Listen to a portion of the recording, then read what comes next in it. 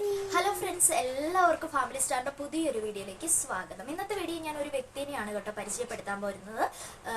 വ്യക്തിയുടെ പേരെന്താന്ന് വെച്ച് കഴിഞ്ഞാൽ അസ്ലാം എന്നാണ് പേര്. അസ്ലാം എന്നാണ് പേര് വീഡിയോയിൽ സംസാരിക്കുന്നത്. അപ്പോൾ പുള്ളിയുടെ പേര് അത് തന്നെ ആയിരിക്കുമല്ലോ. അപ്പോൾ പുള്ളി അടുത്തൊരു ലാബൊക്കെ നടത്തുന്ന ഒരു നല്ല ഡീസൻ്റ് ആയ ഒരു വ്യക്തിയാണ് കേട്ടോ. പിന്നെ പുള്ളിക്കാരൻ്റെ സ്വഭാവം പറഞ്ഞു കഴിഞ്ഞാൽ നല്ല സ്വഭാവമാണ്. ഇതുപോലെ സ്വഭാവമുള്ളവനെയൊക്കെ എന്ത് പേരിട്ട് വിളിക്കണമെന്നറിയില്ല, അതുപോലെ സൽസ്വഭാവിയാണ്. പിന്നെ പുള്ളിക്കാരന് വേറെ അസുഖങ്ങളോ കാര്യങ്ങളോ ഒന്നുമില്ല കേട്ടോ. പിന്നെ ചെറിയൊരു അസുഖമുണ്ട്, ഞരമ്പ് രോഗമുള്ള വ്യക്തിയാണ് കേട്ടോ. ഞരമ്പിന് ചെറുതായിട്ട് എവിടേക്കോ നല്ല രീതിയിൽ കംപ്ലൈൻ്റ് ഉള്ള വ്യക്തിയാണ്. പിന്നെ ആ ഏരിയയിൽ എവിടെയൊക്കെ പെണ്ണുങ്ങളുണ്ട് കാര്യങ്ങളുണ്ട് എന്നൊക്കെ പുള്ളിയോട് ചോദിച്ചാൽ മതി. ഒരു പെണ്ണുങ്ങളെ പോലും പുള്ളി കണ്ണുകൊണ്ട് നിരീക്ഷിക്കാത്തതില്ല. നല്ല സ്ത്രീകളെ കുറിച്ച് നല്ല ബോധമുള്ള ഒരു മനുഷ്യൻ കൂടിയാണ് കേട്ടോ. പിന്നെ ഇവനെയൊക്കെ വീട്ടിൽ കയറ്റാമോ എന്ന് ചോദിച്ചു കഴിഞ്ഞു കഴിഞ്ഞാൽ വീട്ടിൽ സൂക്ഷിച്ചും കണ്ണി കയറ്റുക. പിന്നെ വീട്ടിൽ കയറ്റിയാലുള്ള ഒരു കുഴപ്പം എന്താണെന്നറിയാം, വീട്ടിലെ സ്ത്രീകൾ എന്ത് ചെയ്യുന്നു, എന്ത് കാര്യം ചെയ്യുന്നു എല്ലാം അവൻ നല്ല ഭംഗിക്ക് നിരീക്ഷിച്ചു തരും. അതുപോലെ തന്നെ വീട്ടിലെ പെണ്ണുങ്ങൾ ശുചിമുറി യൂസ് ചെയ്യുന്ന സമയത്ത് അവർ എന്തൊക്കെയാണ് ചെയ്യുന്നത്, എങ്ങനെയാണ് കുളിക്കുന്നത്, ഈ വക ഡീറ്റെയിൽസ് ഒക്കെ ചോദിച്ചു കഴിഞ്ഞാൽ നല്ല രീതിയിൽ പറഞ്ഞു തരും. കാരണം പുള്ളിക്കാരൻ ഒളിക്യാമറ വെക്കുന്നതിൽ വിദഗ്ധനായിട്ടുള്ള ഒരു വ്യക്തിയാണ് കേട്ടോ. ഞാൻ ഇത്രയും പറഞ്ഞപ്പോൾ ഏകദേശം ആ പുള്ളിനെ കുറിച്ച് നിങ്ങൾക്ക് മനസ്സിലായി കാണുമല്ലോ. അതെ, ഞാൻ ചോദിക്കട്ടെ, ഇവൻ ഈ നാറികക്കൊന്നും വേറൊരു പണിയില്ലാഞ്ഞിട്ടാണോ? സത്യം പറഞ്ഞു കഴിഞ്ഞാൽ ഇവൻ ഒളിക്യാമറ വെച്ചു, അതും പെൺകുട്ടികൾ താമസിക്കുന്ന സ്ഥലത്തിന്റെ തൊട്ടടുത്തുള്ള ശുചിമുറിയിലാണ് ഇവൻ ഒളിക്യാമറ വെച്ചത്. അപ്പൊ നല്ല വിദഗ്ധനായാണ്, നല്ല സൽസ്വഭാവമാണെന്നൊക്കെ ഇപ്പൊ നിങ്ങൾക്ക് മനസ്സിലല്ല. ഞാൻ ആക്കി തന്നെയാണ് സംസാരിച്ചത്. ഇവനെയൊക്കെ ആക്കാതെ പിന്നെ എന്നാ ചെയ്യേണ്ടത്? സത്യം പറഞ്ഞു കഴിഞ്ഞാൽ അതിൻ്റെ അകത്ത് ഇവന്റെ മക്കളുടെ പ്രായമുള്ളവരായിരിക്കാം കുളിക്കാനും മറ്റാവശ്യങ്ങൾക്കുമായി ആ ശുചിമുറി യൂസ് ചെയ്യുന്നത്. നിങ്ങളൊന്ന് ആലോചിച്ച് നോക്കുക.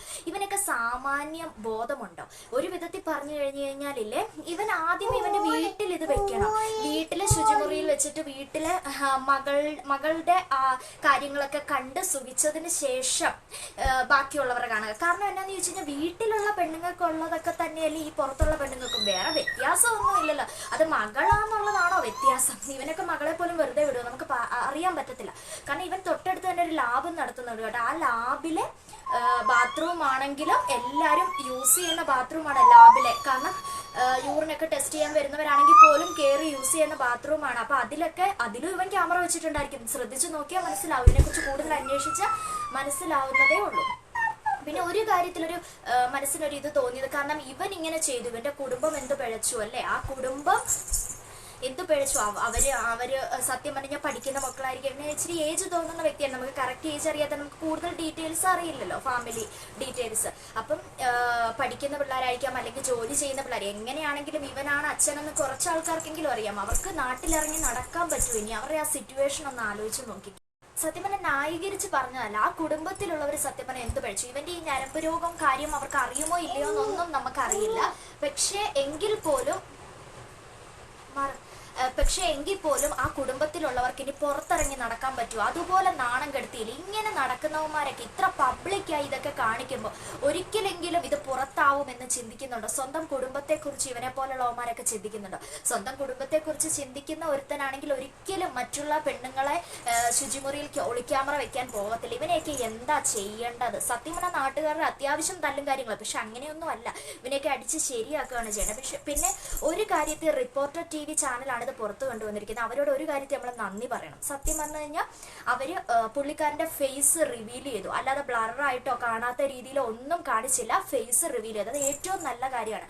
കാരണം ഇനിയും ഇവൻ കുറച്ച് നാൾ കഴിയുമ്പോൾ ജയിലിൽ പിടിച്ചോണ്ട് പോവോ ആർക്കറിയാം. ഇവൻ ജയിലിൽ അഥവാ പോയാൽ പോലെ ഇവൻ കുറച്ച് നാൾ കഴിയുമ്പോൾ പുറത്തിറങ്ങും. അപ്പൊ ബാക്കി പെൺകുട്ടികൾക്കെങ്കിലും ഇവനെ കാണുമ്പോൾ ഇങ്ങനെ ഒരുത്തനായിരുന്നല്ലോ, ഒരു ന്യൂസിൽ പെട്ടവനായിരുന്നു അല്ലെങ്കിൽ നമുക്ക് മനസ്സിലാക്കാൻ സാധിക്കും ഇവന്റെ ഫേസ് കാണിച്ചത് കൊണ്ട്.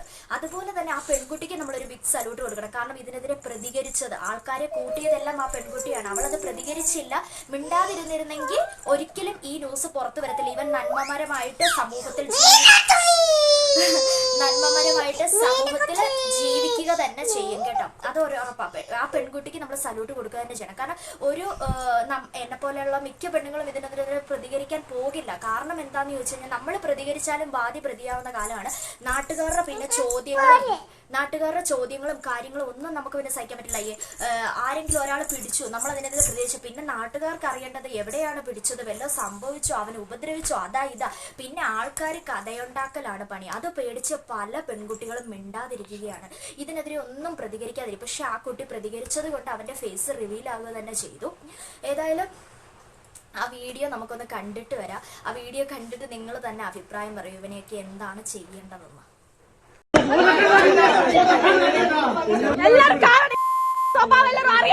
ഉൾപ്പെട്ട മനുഷ്യങ്ങൾക്ക് ഞാളിപ്പെട്ട മോളല്ലേ പെൺകുട്ടിയിലേക്ക് എന്താ മൃഗത്തിന്റെ സ്വഭാവമാണല്ലേ, മൃഗത്തിന്റെ സ്വഭാവം.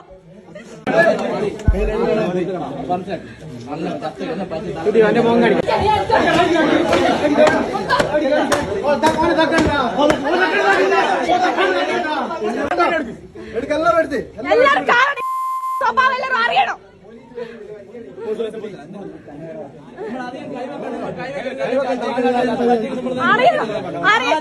ഉൾപ്പെട്ട മനുഷ്യങ്ങൾക്ക് ഞാളിപ്പെട്ട മോളല്ലേ പെൺകുട്ടിയിലേക്ക് എന്താ മൃഗത്തിന്റെ സ്വഭാവമാണല്ലേ, മൃഗത്തിന്റെ സ്വഭാവം.